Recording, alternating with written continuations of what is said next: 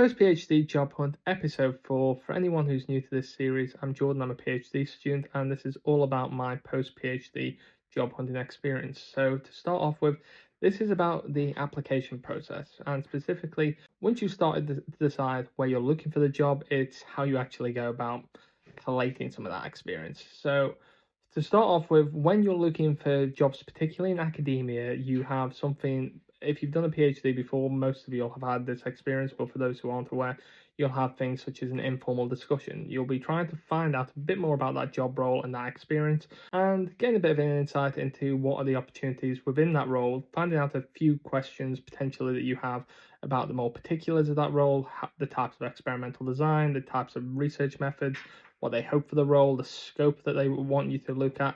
And that, I would say, is particularly relevant for any teaching related roles when you're looking to try to find out a bit more about what types of modules you'll be delivering. Equally, what if you're looking at it from a research point of view, where in the research cycle you're being brought in at, what the scope of that role is for in terms of the actual research itself, as well as publishing, and what is your impact going to be on the project overall.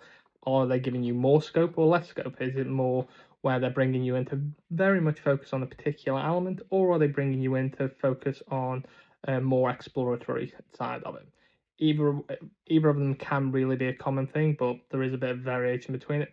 Industry, not so much the same thing. You can just really apply for various different jobs. You can do the cold email approach, and I will say for all of these roles, I've had a mixed bag attempts at basically cold emailing the recruiters or the hiring manager to find out a bit more about the role, to connect with them, and potentially to inquire.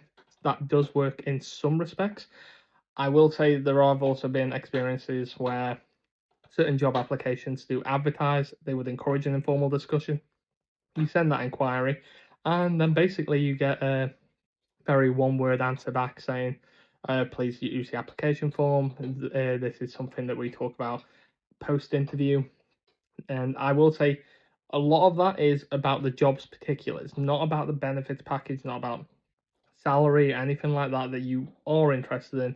Those are all things that you do discuss post interview, but when you're trying to find out more elements of the job to find out if you're a suitable candidate for it, that informal discussion is really important and can really give you a bit of an indication of whether you want to work for that PI and if they're a good fit for you and you're a good fit for them, as well as whether your research experience is relevant. And this can apply to teaching, industry, research, or policy. So that's just my experience with the informal discussion. If you want to find out more, please drop a comment.